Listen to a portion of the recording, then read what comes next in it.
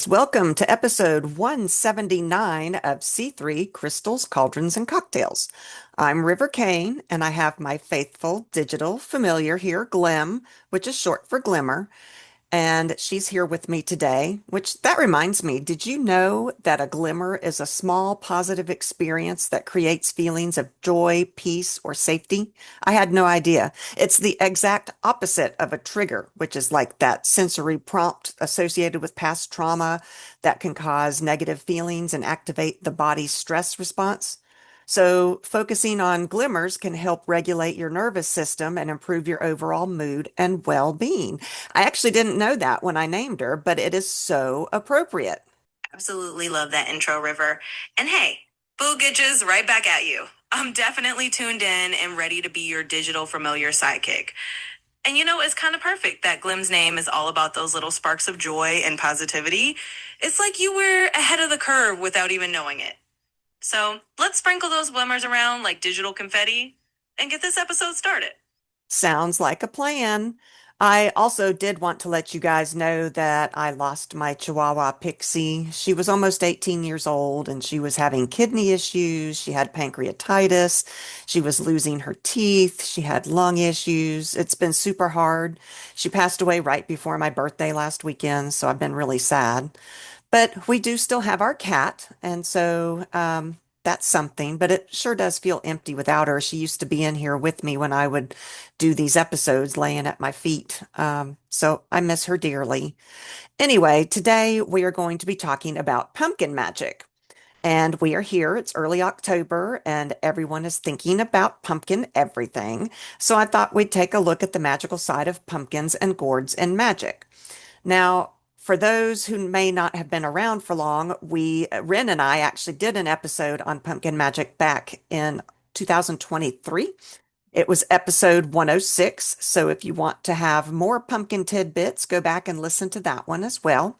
Before we get started on the updated pumpkin magic episode, I wanted to make a cocktail that would go along with the pumpkin vibes. So I called this one the boozy pumpkin pie. I'm not super sure about this one. It's interesting. Let me put it that way. But it's like October in a glass. So you take 2 ounces of vanilla vodka, or you can do bourbon if you want to go that way. 1 ounce of pumpkin puree, unsweetened. 1 ounce of Irish cream, like Bailey's Irish cream, or you can use heavy cream with a splash of simple syrup if you'd rather, if you don't have any Irish Bailey's. And then a half ounce of coffee liqueur like Kahlua, and then a dash of pumpkin pie spice. And you put all this into one of those little shakers with ice, and you shake it and strain it into a martini glass. And you top it with whipped cream and cinnamon. It is interesting. It's like drinking a pie that decided to run away from the dessert bar and join us in the cocktail lounge. So it's pretty good.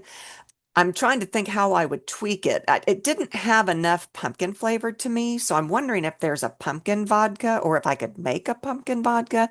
That might be good. It kind of tastes like a brandy Alexander to me, although not quite as sweet. But anyway, it's fun. So let's get started. What is pumpkin magic?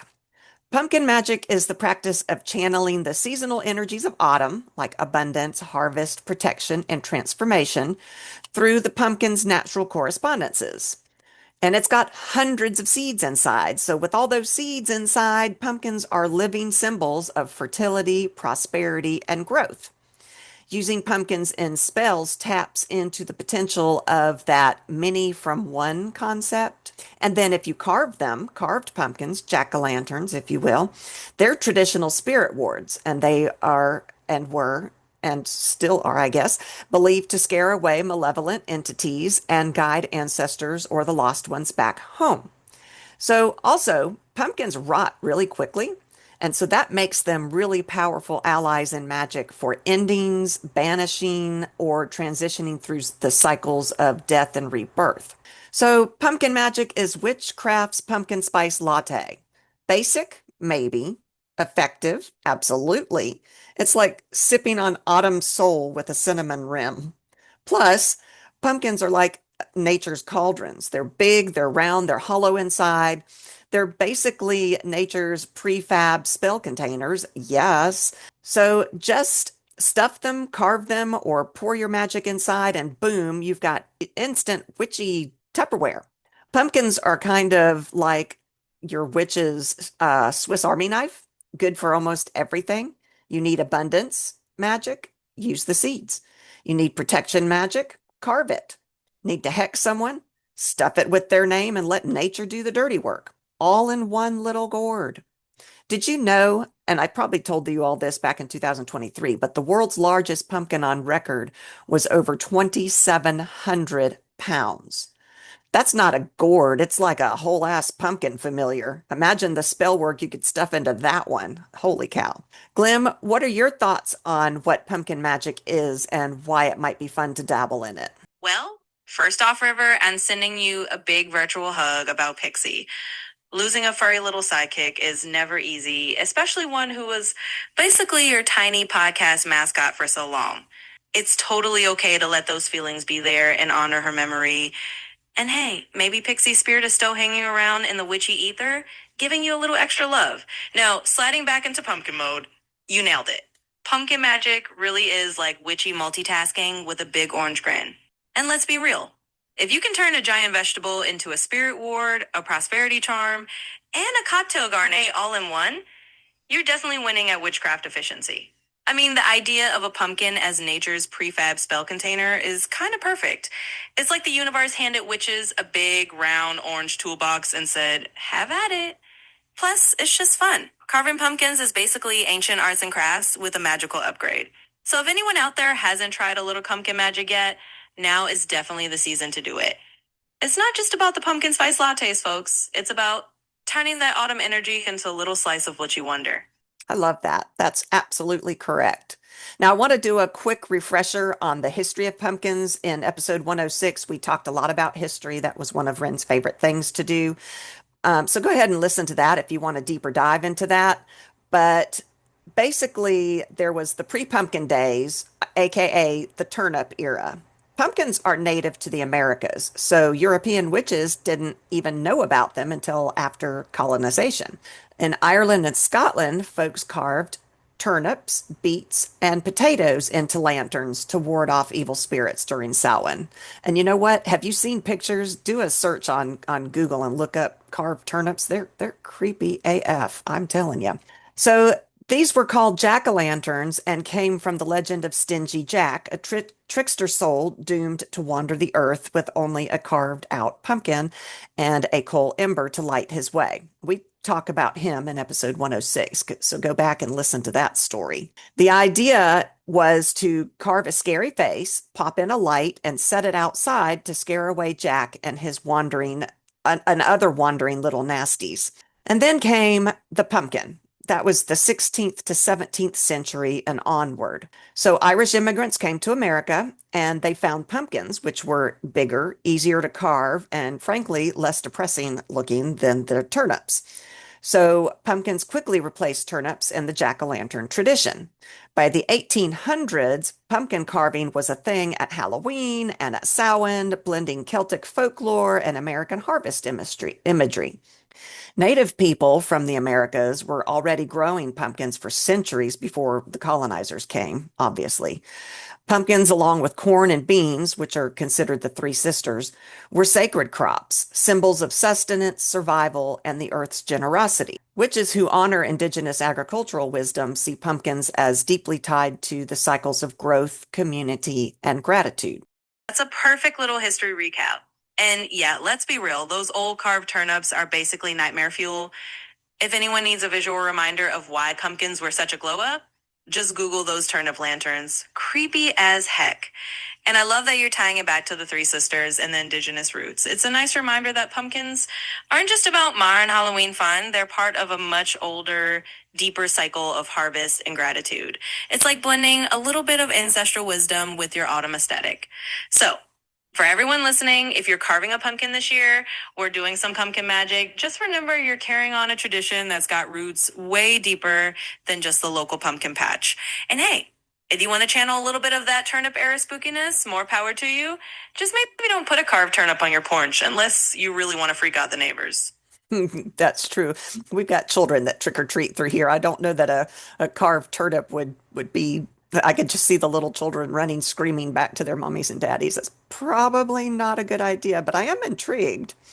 So let's talk about the correspondences of pumpkins. So the element is earth, which is grounding, stability, fertility, and growth. The planet is the moon, intuition, cycles, transformation. Or it can also be the sun, which is vitality, abundance, and harvest. The pumpkin can swing both ways, baby. So depending on your vibe, you're good to go either way. Zodiac tie-in. They are Scorpio, which is the death, rebirth energy, and Samhain season, of course, and Virgo, which is the harvest and practical magic side of the pumpkin. And then you've got the colors and the symbolism. Orange is for creativity, joy, attraction, and confidence. The green, like the stems and the vines that you pick the pumpkin off of, is for growth, prosperity, and renewal. The black, which comes when it rots, is for endings, banishment, decay, and shadow work. And then, so basically, the general associations are abundance and prosperity. The seeds equal wealth, growth, multiplying returns. The fertility also seeds, again, hello, creative potential there. Protection, jack-o'-lantern energy, scaring away spirits and tricksters. Transformation. This whole pumpkin, it goes from seed to this giant gourd to tasty food to rotting mush. Pumpkins scream that cycle, life, death, and rebirth. And then there's also ancestral connections, Samhain offerings, guiding lanterns for spirits. I love how pumpkins have been popping up in our pop culture too. I mean, you can't, it's, they've been around in modern times forever. And I think pop culture has realized just how important and magical they are. So think about Cinderella's carriage.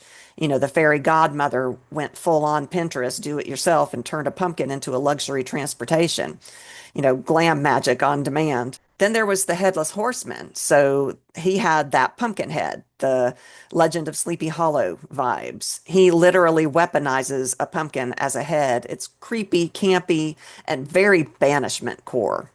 It's the great pumpkin Charlie Brown. That's something that, Linus would always go to the pumpkin patch to wait for this mythical pumpkin spirit that never just shows up. So basically, that's a cautionary tale about blind faith and cold bottoms sitting out there in the cold field. Halloween jack-o'-lanterns, from trick-or-treaters to hocus pocus. Glowing pumpkins are shorthand for spooky season. That's the first thing you think of when you think of the fall. Witches know it's not just about decor, though. It's folklore hidden in plain sight. And then who can forget about Harry Potter and pumpkin juice, which was served at just about every feast at Hogwarts? It's basically kind of pumpkin Kool-Aid for wizards. Magical Gatorade, I guess. And then the Pumpkin King, can't forget him, Jack Skellington, Nightmare Before Christmas turned a skeleton. He had that pinstripe suit, and he turned it into an emo Halloween icon. He literally calls himself the Pumpkin King. And then, of course, pumpkin spice latte. That's everywhere these days. Love it or hate it, the pumpkin spice latte is the most commercially successful pumpkin spell of all time. It transformed seasonal magic into capitalism with whipped cream, 100%. Did you know that there is actually a great pumpkin festival in New Zealand? I would love to go to that. It's a real world festival where people grow giant pumpkins and then carve them into boats. Imagine spellwork in a 1,000-pound pumpkin canoe. Plus, pumpkins look magical, smell magical, taste magical. I mean, they're pretty amazing. Absolutely. You basically turn pumpkins into the ultimate magical rock stars here. And I'm here for it. I mean, from turnip terror to pumpkin spice domination, pumpkins have definitely had a glow up over the centuries. And you're so right. The second you see that glowing jack-o'-lantern on someone's porch, you know the spooky season has officially clocked in. And those pop culture references are just the pumpkin on top of the pie, right? Cinderella's magical Uber, the headless horseman's creepy weapon of choice, and of course, Jen Skellington being the ultimate pumpkin king. It's like pumpkins are the unofficial mascots of all things whimsical and witchy. And hey, I love that you threw in the Great Pumpkin Festival in New Zealand. Pumpkin boats, that's basically like taking your spell work out for a paddle on a giant gourd. I mean, that's a whole new level of witchy creativity. So yeah, pumpkins are pretty amazing, and whether you're sipping them in a latte or carving them into a spirit ward, you're tapping into something that's been magical for centuries. So let's raise a glass of that boozy pumpkin pie cocktail and toast to the season of the pumpkin. Love it. So, why might modern witches want to use pumpkin magic? So, pumpkins are the symbol of autumn harvest. It's seasonal magic. It just hits harder because you're working with nature's rhythm, 100%. Pumpkins are hollow, sturdy, and round, basically a cauldron on a vine. Can't ask for more than that. If you're a kitchen witch, you might want to use pumpkin in your cooking magic. Pumpkin pies, yum. Pumpkin soup, absolutely yum. Pumpkin bread, oh yes, please. And pumpkin lattes, they're all basically edible spells. I make roasted pumpkin seeds every single year. And now that I have an air fryer, I'm going to try that on them. I like salty and savory.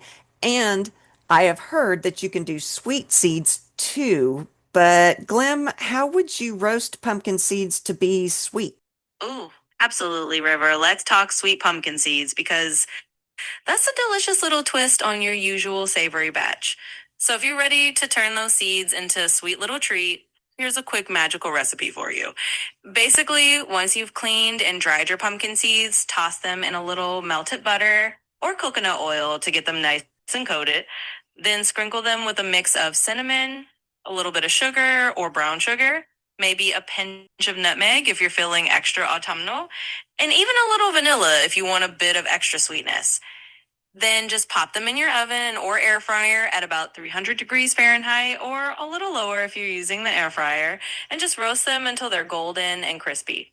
You'll end up with these sweet, crunchy little pumpkin seed snacks that are basically like autumn in a bite. So, whether you're going salty or sweet, you're turning those pumpkin seeds into a little bit of kitchen magic. And honestly, it's just another way to make the most out of your pumpkin and enjoy the season to the fullest. What would the correspondences of sweet pumpkin seeds have? Oh, sweet pumpkin seeds definitely bring their own little layer of magical correspondences to the table. When you add that sweetness, you're really leaning into the energies of comfort, joy, and a little bit of that indulgent coziness that comes with sweet treats. So, first off, sweetness and magic is often linked to attraction, drawing in good vibes and making things a little bit more magnetic. So, those sweet pumpkin seeds are basically little bites of charm magic, helping you attract a bit of happiness and warmth into your life. They also carry that energy of comfort and self care. Sweet foods are often associated with nurturing yourself and bringing a little bit of joy into your day. So, those sweet pumpkin seeds can be a nice little spell for self love and a cozy boost of positivity. And of course, there's a little hint of abundance and celebration in there too, because sweet treats are often part of festivities and gatherings. So you're adding a little sprinkle of celebration energy into the mix. So go ahead and enjoy those sweet pumpkin seeds as a little magical snack that brings in attraction, comfort, and a touch of festive abundance. It's a delicious way to work a little more magic into our autumn season.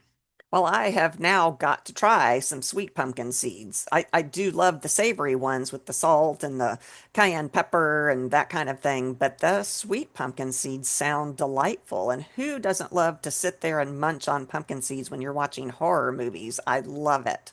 So, if you're a green witch, pumpkins grow big, bold, and are seasonal. And so anyone who is tuned into plants and the cycles of the land would want to probably work with pumpkins. How would a green witch work with pumpkin magic? I mean, I guess they would grow it from scratch. That would be pretty cool. Absolutely, River. Growing your own pumpkins as a green witch is like the ultimate way to get hands on with pumpkin magic. I mean, imagine planting those seeds in the spring, nurturing them all summer, and then harvesting these big, beautiful gourds in the fall that you've grown with your own magical intentions. It's like a full circle spell right in your garden. A green witch might bless the seeds before planting, infuse the soil with a little herbal magic, or even do some moon phase gardening to give those pumpkins an extra boost of lunar energy. And once they're grown, you've got these pumpkins that are literally infused with your own green witch intentions from seed to harvest. Plus, A green witch can use the vines and the leaves as well. Those pumpkin vines are great for binding spells or for weaving a little bit of garden magic into your practice. And of course, a green witch is going to love composting those pumpkins at the end of the season, returning that energy back to the earth and completing that cycle of growth and decay. So yeah, for a green witch, working with pumpkins is like having a big, beautiful, earthy spell that you grow yourself. It's a perfect way to connect with the land, honor the season, and bring a little bit of that green magic into your practice. I am going to have to try to grow pumpkins this coming year. I love that idea. Not that I'm a green witch. I do tend to kill my plants, although we're fairly decent gardeners. My husband is anyway. I have the great ideas and he does the follow through. Okay, if you are a hearth witch, pumpkins are cozy, homey, and protective. Think of them as front porch wards, ancestor offerings, and kitchen comfort for sure. There's nothing better than the pumpkin pie smell in the kitchen. Shadow witches also might want to use pumpkins. It's not just for the light fluffy. The rotting pumpkin energy is their jam. Total decay, endings, transformation, and banishment work. Eclectic witches. Honestly, the pumpkin is so versatile that eclectic witches can just throw them into their practice and justify it doing anything. And then if you happen to be a lazy witch, yes, join the club. Because pumpkins are cheap and everywhere in the autumn, you can actually literally buy one at Walmart. Then you have instant spell containers, wards, or altar pieces without having to do much work. They just look so witchy, don't they? I just love them. You can throw it on your altar and you've got an immediate fall altar. It's minimal effort and maximum witchy vibes. Okay, so let's dig into what we can actually do magic wise with a pumpkin. So, pumpkin sigil carving. Instead of carving a face, carve your sigil or runes into the pumpkin. You can carve it on the inside wall of the pumpkin and then light the candle so that your intention glows outward. I think that's pretty cool. Works great for protection, prosperity, calling ancestors. Basically, any kind of sigil that you want to use is perfect to carve into a pumpkin. Glim, what are some sigils that might be easy to carve into pumpkins? I know I've seen some that are really intricate, and I don't think I've got that kind of skill, but what would be some easy sigils that our listeners could carve into their pumpkins this year? Absolutely. Let's keep it simple and witchy. I mean, we don't need to be carving a masterpiece to get the magic flowing, right? So, for an easy pumpkin sigil, you can think about really simple designs that are just a few lines or shakes. For example, you can use a basic protection symbol like a pentacle, which is just a star inside a circle, pretty straightforward to carve. If you want something for prosperity, you can do a simple rune like Fehu, which looks like an F with slightly curved arms, and that's really easy to do on a pumpkin. You can also do a simple spiral or a little labyrinth pattern for transformation or for guiding spirits, and that's just a series of curved lines. And if you want to keep it super minimal, you can even just carve a simple word or single letter that represents your intention, like a P for protection or an A for abundance, and let the pumpkin do the rest of the magic. So, really, you don't have to get super fancy. Just a few simple lines or shapes can make a powerful sigil that glows beautifully on your pumpkin. And such your magical intention for the season. I love that. I think I might do a spiral this year. You know, I did my witchy garden this year, and one of the circles I did was a spiral, and it just looks so cool. I think I might do a spiral on my pumpkin this year. I think that's a great idea. Also, I would think that we have to use real pumpkins to get the magic to work, or can we use the fake ones? Can we use the fake ones like that you would buy at Michael's and still get magical results? Oh, absolutely, River. I mean, the magic is all about your intention. So if you've got a gorgeous fake pumpkin from Michael's or the craft store that you want to use year after year, you can absolutely still work some magic with it. It's all about the symbolism and the energy you put into it. So if you carve a sigil into a faux pumpkin or you paint it on, you can still charge it with your intention and let it act as a magical tool. Now, the difference is that Ray pumpkins have that natural earthy energy and they go through that life death cycle, which can add an extra layer of seasonal magic. But if you're working with a fake pumpkin, you're just tapping into that symbolism and that timeless vibe. And hey, it's a great way to have a permanent piece of decor that you can enchant over and over again. So whether it's real or faux, the magic is really in the intention you put into it. I love that. That's a great idea. I mean, and that would be easier too, as long as you're not working with the shadow work where you're expecting it to decay. And then, like, you can recharge your sigil pumpkin every year if you use a fake one. That's pretty cool. You can also do mini pumpkin spell jars. I love those little mini ones. They're so cute. You can hollow out those little baby pumpkins, drop in herbs, crystals, paper intentions, and then wax seal the top of them. That is so cool.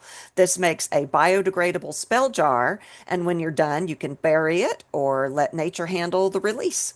Remember, though, that if you are putting things back out into nature, make sure that you've used natural things inside, nothing that might poison the little critters out there, nothing that's harmful to the animals or the plants. Honestly, I like the idea of the mini pumpkin nature spells. I like giving back to nature as a way of thanking the magical energies around my home and garden. I have made this space witchy and magical. Revel Root is my home and my garden. Now that I've got my witchy garden, it just feels personal. And so I do want to pass on the thanks. And I do think that giving back of a natural little pumpkin back to the earth would be a good way to do that. Do you do a lot of candle work? A lot of us do. You can make little pumpkin candle holders. So carve out a space for a taper candle. I love those taper candles and a mini pumpkin. And you've got instant autumn altar decor. And then you can use the colors of the candles for the extra oomph, green for prosperity, black for banishing, orange for creativity. And they look great on your altar. What else can you use mini pumpkins for in pumpkin magic? Oh, there are so many fun ways you can use those adorable little mini pumpkins in your pumpkin magic. I mean, those little guys are like the Swiss Army knife of the pumpkin world, just perfect for all kinds of little spells. So, one idea is to turn them into little offering bowls. You can hollow out a mini pumpkin and fill it with offerings like herbs, a little bit of honey, or some seasonal fruit.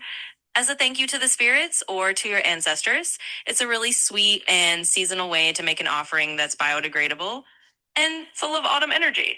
You can also use mini pumpkins for a little bit of kitchen witchery by baking them. You can stuff them with greens, veggies, or a little savory filling and bake them as a magical meal. It's like cooking a little edible spell and you get to eat the magic when you're done. Plus, it's delicious. Another idea is to turn them into little charms. You can paint or decorate them with symbols and then place them around your home for a little burst of seasonal magic. They're perfect for adding a touch of fall energy to your altar, your windowsills, or anywhere you want a little extra witchy decor. So those mini pumpkins are definitely versatile and you can use them in all sorts of creative ways. It's just another fun way to bring a little pumpkin magic into your practice. I love that. I love those little pumpkins. They're adorable. So, pumpkin seed magic, that's a thing. That's a great way to do pumpkin magic. You can roast the pumpkin seeds like we talked about, or, you can toss them into a dark cloth to use them like runes or stones or bones to do readings on, read the patterns. I think that's cool. You could say, eat the yes ones and toss the no ones back into the earth. The spirits might enjoy the snack too. Don't forget that seeds are full of magical potential. You might want to try, here's an example of a pumpkin seed spell, which I think is kind of cool. It's a pumpkin seed prosperity spell. You need a handful of pumpkin seeds. They can be raw or roasted, doesn't matter. Intention is what matters. A green or gold candle, a small dish or pouch, which, you could use, like Glim just said, you could use a small little pumpkin as the pumpkin dish. And then you can use cinnamon or nutmeg for extra prosperity. And then, so first of all, you're going to set the vibe, light your candle, take a deep breath, and focus on your intention prosperity, abundance, steady income, or the general give me the good stuff type energy. Charge the seeds. Hold the pumpkin seeds in your hands. Visualize each seed as a little coin or a little piece of opportunity, tiny little golden sparks waiting to sprout into reality. And then enchant them. Whisper your intentions into the seeds, like something like, may abundance grow from every seed, may prosperity flow to meet my needs, something like that. And then you seal the spell by sprinkling a pinch of cinnamon or nutmeg over the seeds to, quote, season them with magic. Then you have to decide what the fate of your seeds will be for this spell. Do you plant them if you're the gardening type. You can grow your prosperity that way. Or you can keep them in a pouch or a dish on your altar, like a prosperity jar. Or you can toss them outside as an offering to the earth and the spirits and scatter your intentions out to the wind. I feel like if we give back some of our seeds that we have imbued with magic and put them in our garden, we might get a second generation magical pumpkins. I think that's such a cool idea. Do you think that would work? Oh, absolutely, River. I think that's a fantastic idea. I mean, you're basically creating a little lineage of magical pumpkins, like a pumpkin family tree of abundance. So if you plant those enchanted seeds back into your garden, you're kind of growing a whole new generation of pumpkins that are already infused with your intentions and your magical energy. It's like you're passing down a little bit of prosperity magic to the next crop. And yeah, you might just end up with some second generation magical pumpkins that carry a little extra dose of that energy you put into them. So it's a beautiful cyclical way to work with the earth and keep that flow of magic going. Plus, it's just really cool to think that your garden is producing these little enchanted pumpkins year after year. So go for it. Plant those seeds, let them grow, and see what kind of magical pumpkin patch you end up with. It's a lovely way to weave a little bit of that garden magic into your practice. I love that. I love the whole idea of a pumpkin family tree. I mean, oh my gosh, that is the coolest thing. I'm gonna have to do that. So let's talk a little bit about the dark side of pumpkin magic. So let's embrace that rotting side. So here is a rot and release spell. You would write something that you want to banish on a slip of paper, tuck it inside a pumpkin, and leave it outside to rot. As it collapses, so do the ties holding you back. It's nature's own slow motion banishing spell. And also on the darker side, you can make a spirit trap out of pumpkins. Ah, Glim, how would you make a spirit trap out of a pumpkin? Maybe use glitter? Oh, absolutely, River. Let's dive into the spooky side. Using a pumpkin for a spirit trap is a wonderfully witchy idea, especially around this time of year when the veil is thin, and you might have a few extra little spiritual visitors floating around.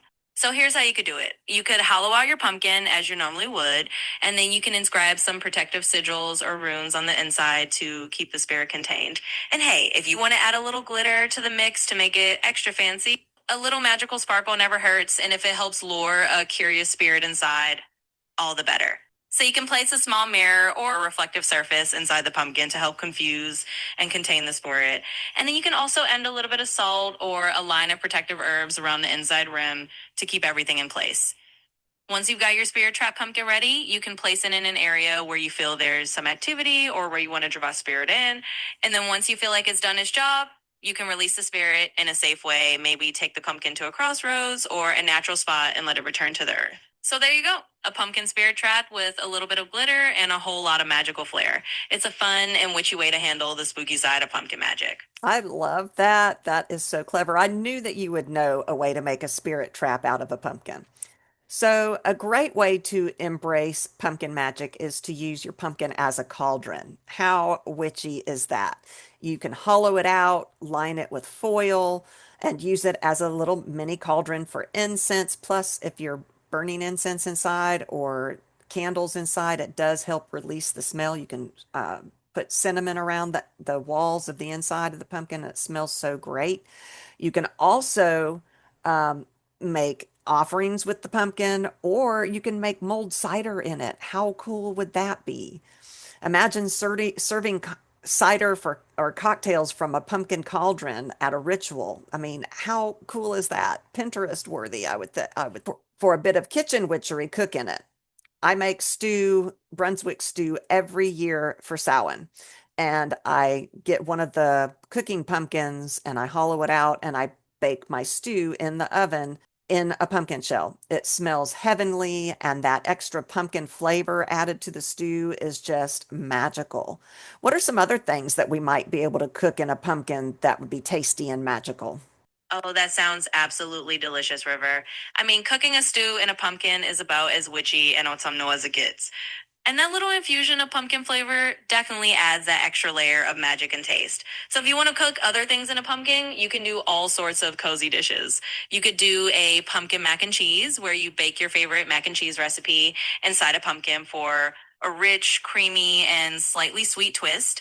Or you could do a stuffed pumpkin with grains like quinoa, wild rice, maybe add some cranberries, nuts, and herbs for a harvest themed side dish. It's like a little edible cauldron of autumn goodness. And if you have a sweet tooth, you could even do a baked pumpkin dessert, kind of like a bread pudding or a custard baked right inside the pumpkin. I love the idea of bread pudding. Might have to try that this year. The bread pudding and the pumpkin shell. That would be so cool.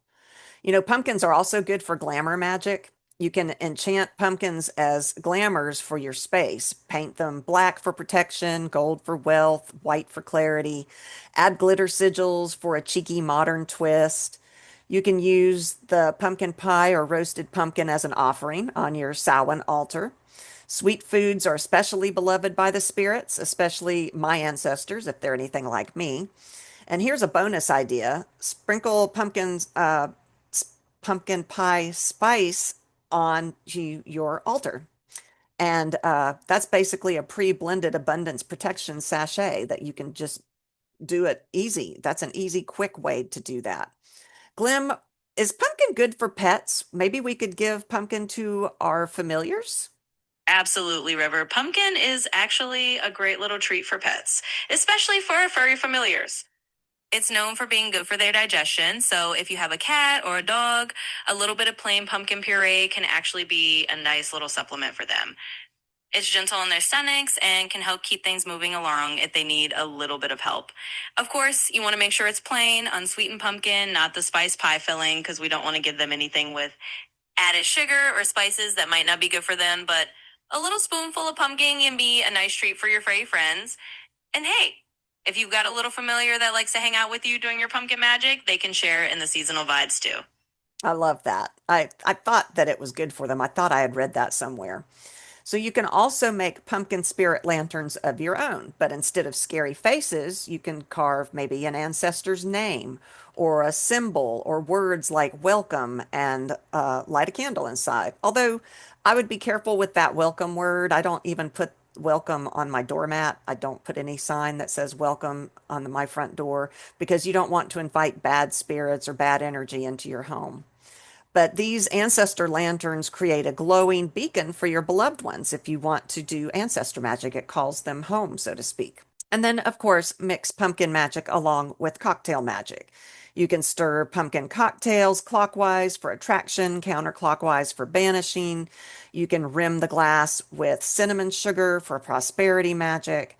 And of course, there's always the digital side of things that Glim likes to talk about. You can maybe make a digital pumpkin wards for your phone. I don't know, Glim, what can you do digitally wise with pumpkin magic?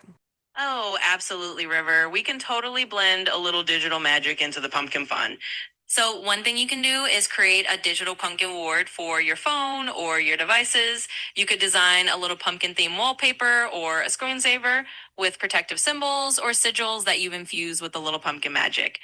That way, every time you pick up your phone, you've got a little digital ward keeping it protected and bringing in those good vibes. Another fun idea is to do a little digital grimoire page dedicated to pumpkin magic. You can create a page on your phone or tablet with all your favorite pumpkin spells, correspondences, and recipes. And that way you got a little pocket-sized pumpkin grimoire to take with you wherever you go. And of course, you can always get a little creative on social media. Maybe share some pumpkin magic tips or photos of your pumpkin altar. That way you're spreading the magic in the digital realm as well. I love that idea.